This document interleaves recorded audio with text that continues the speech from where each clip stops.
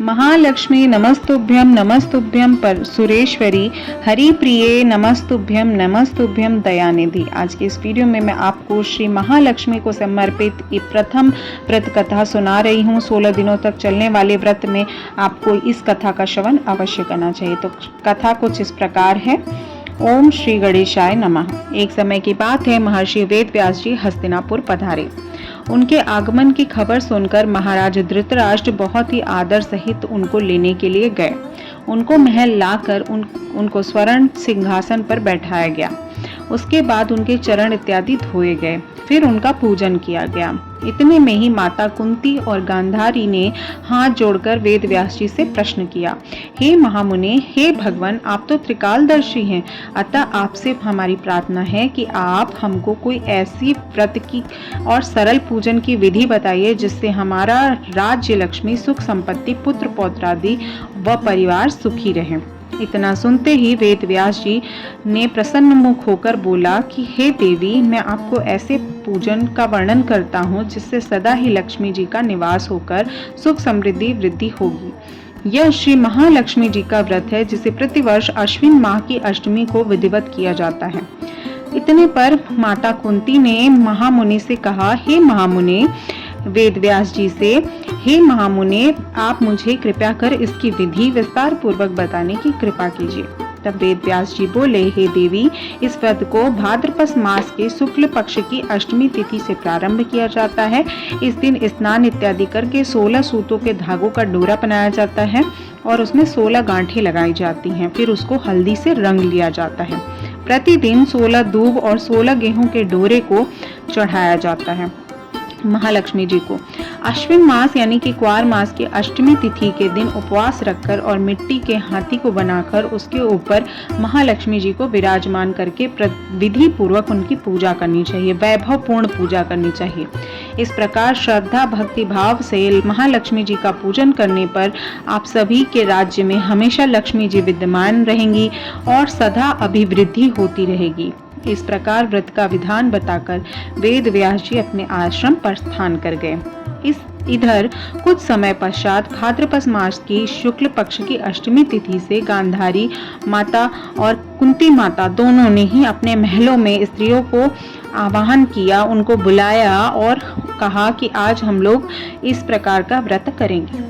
15 दिन बीत गए। 16वें दिन अश्विनी मास की अष्टमी के दिन गांधारी ने नगर की सभी प्रतिष्ठित महिलाओं को दोबारा पूजन के लिए महल आने का न्योता दिया, बुलावा भेज दिया उनको। माता कुंती के यहाँ कोई भी महिला पूजन के लिए नहीं आई। साथ ही माता कुंती को गांधारी माता ने भी नहीं बुलाया था। ऐसा करने पर माता कुंती को बहुत ही अपमान समझ में आया। उन्होंने पूजन की तैयारी भी नहीं की और वो उदास होकर बैठ गई।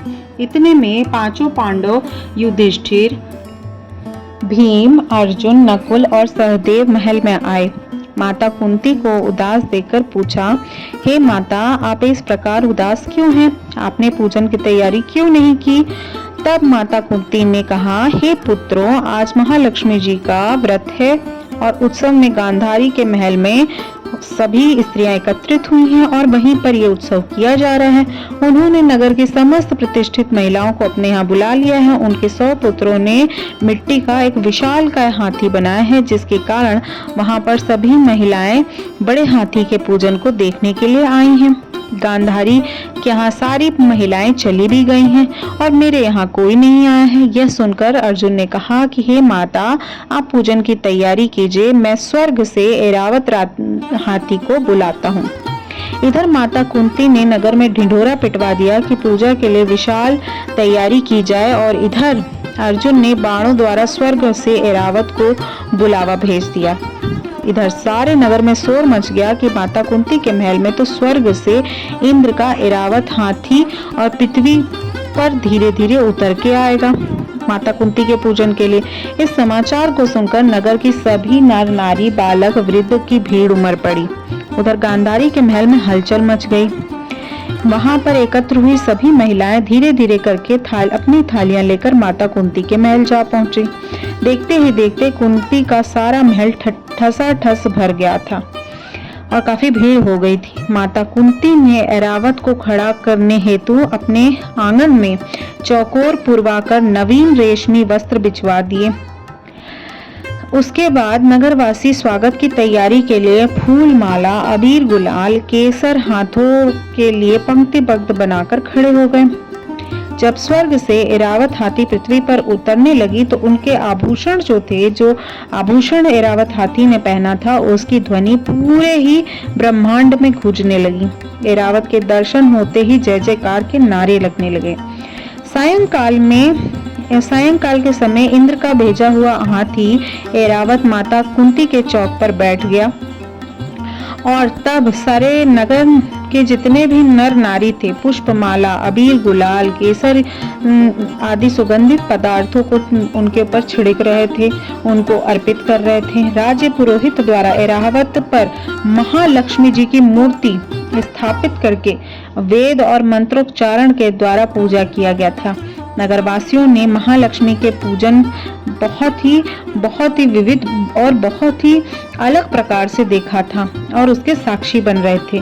फिर अनेक प्रकार के पकवान लेकर ऐरावत को खिलाया गया और यमुना का जल उसे पिलाया गया। राज्य पुरोहित द्वारा जो स्वास्थ्य वचन कहे गए, महिलाओं द्वारा जो महालक्ष्मी पूजन कराया गया, उससे माता कुंती अत्यधिक तृप्त हुई। 16 गांठों वाला डोरा महालक्ष्मी जी को चढ़ाकर अपने अपने हाथों में बांध लिया।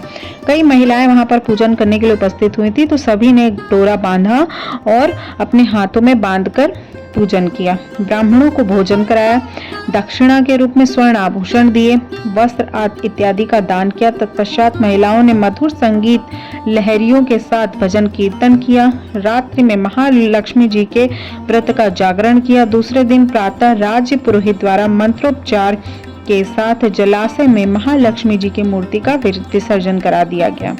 इस प्रकार रात भर ऐरावत जो हाथी थे वो माता कुंती के आंगन में बैठे हुए थे और वहीं पर पूजा चल रही थी। फिर ऐरावत को विदा कर दिया गया। माता लक्ष्मी जी के पूजन के बाद उनको विदा कर दिया गया और वो वापस इंद्रलोक चले गए। इस प्रकार ठीक इसी प्रकार से जो स्त्रियां महालक्ष्मी जी का पूजन विधि पूर्वक करती हैं और व्रत करती हैं, उनके घर में हमेशा धन धान्य भरा रहता है, उनके घर में कभी भी धन की कमी नहीं होती और उनके घर में लक्ष्मी जी का, श्री महालक्ष्मी जी का निवास रहता है।